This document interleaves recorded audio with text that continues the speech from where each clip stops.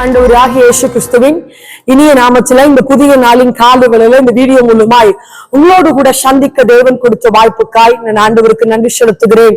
இந்த நாளில ஒருவேளை திருமண நாளை இல்லைன்னு சொன்னா பிறந்த நாளை அனுசரிப்பீர்கள் என்று சொன்னால் இந்த புதிய வருடம் உங்களுக்கு ஆசீர்வாதமாய் இருக்க தேவன் உதவி செய்வாராக. இன்னும் நாம் தியானிக்க இருக்கிற வசனம் சங்கீதம் 65வது சங்கீதம் 2வது வசனத்தை வாசிக்கும் போது ஜெபத்தை கேட்கிறவரே மாம்சமான யாவரும் இடத்துல வருவார்கள் என்று வசனம் சொல்லுகிறது நம்ம பார்க்கிறோம். நம்முடைய தேவனுக்கு பெயர் கொடுக்கப்படுகிறது ஜெபத்தை கேட்கிற தேவனாய் இருக்கிறார். அநேக நாட்களாய் இல்ல நெடுநாட்களாய் தேவனுடைய சமூகத்துல ஒரு குறிப்பிட்ட ஜெபத்திற்கு பதிலுக்காக நீங்கள் காத்து கொண்டிருக்கிறீர்களா? நீங்கள் விசுவாசமாய் அறிக்கை செய்யுங்கள். ஏன் என்று சொன்னால் தாவீது நம்முடைய தேவனுக்கு ஒரு பெயர் கொடுக்கிறார், ஜெபத்தை கேட்கிறவர். ஆமான்.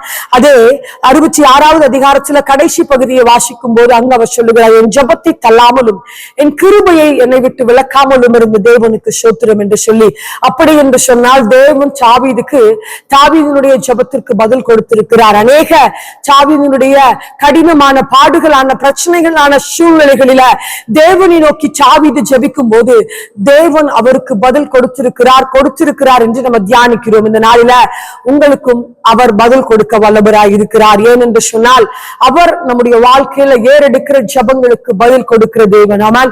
நாம் ஆராதிக்கிற தேவன் நம்முடைய ஜெபத்தை கேட்கிற தேவனாய் இருக்கிறார். என்ன காரியங்களுக்காக தேவனுடைய சமூகத்துல நெடுநாட்களாய் பாரப்பட்டு இருக்கிறீர்களோ இன்னைக்கு இந்த காலை வேளையில ஆண்டவரை பார்த்து சொல்லுங்க, அப்பா என் ஜெபத்தை கேட்கிற தேவன் நீர் இந்த காரியத்தில் அற்புதங்களை செய்வீங்கன்னு விசுவாசத்தோடு நீங்கள் சொல்லுங்கள். உங்களுக்கு அற்புதங்களை செய்ய அவர் வல்லவராய் உங்க மத்தியில கடந்து வந்திருக்கிறவராய் இருக்கிறார். தாவீதினுடைய ஜெபத்திற்கு பதில் கொடுத்த தேவன். வேதத்தில் அநேக பரிசுத்தவான்கள் ஆண்டவரை நோக்கி கூப்பிடும் போது பதில் கொடுத்த தேவன். இந்த கால வேளையில உங்களோடு கூட அவர் இருக்கிறவராய் இருக்கிறார். ஒரு விஷயம் கண்களை மூடி ஜெபிக்கலாமா? ஆண்டவரே உம்மை துதிக்கிறோம், உமக்கு நன்றி செலுத்துகிறோம். அப்பா இந்த கால வேளையில ஆண்டவர் நீர் எங்களோடு கூட இடைப்பட்டபடியால் உம்மை துதிக்கிறோம்.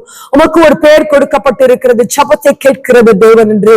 ஆண்டவரே யாருடைய சமூகத்துல என்னென்ன காரியங்களுக்காக, என்னென்ன ஆசீர்வாதங்களுக்காக, என்னென்ன நன்மைகளுக்காக, உயர்வுகளுக்காக உடைய சமூகத்தில் ஜெபிக்கிறார்களோ அந்த ஜெபத்திற்கு நீர் பதில் கொடுப்பீராக. நீர் அற்புதங்களை செய்வீராக. நீர் அற்புதங்களை செய்வீராக நாங்கள் ஜெபிக்கிறோம். ஆண்டவரே செய்து அவர்களை சாட்சியாய் நிறுத்துங்க, செய்து அவர்களுக்கு மகிமைப்படுத்துங்க நாங்கள் ஜெபிக்கிறோம். ஆண்டவரே தாவீதை போல நாங்களும் உங்களுடைய விசுவாசத்துல சொல்ல நீர் உதவி செய்யுங்க. அப்படி செய்து ஒவ்வொருவரையும் ஆசீர்வதிக்கிறபடியால் உள்ளத்தின் ஆழத்திலிருந்து உம்மை துதிக்கிறோம், நன்றி செலுத்துகிறோம். அப்பா இயேசுவின் நாமத்தில் ஜெபிக்கிறோம் எங்கள் நல்ல பிதாவே. ஆமென். ஹல்லேலூயா. ஆண்டவர் நிச்சயமாய் உங்களை ஆசீர்வதிப்பாராக. ஆமென்.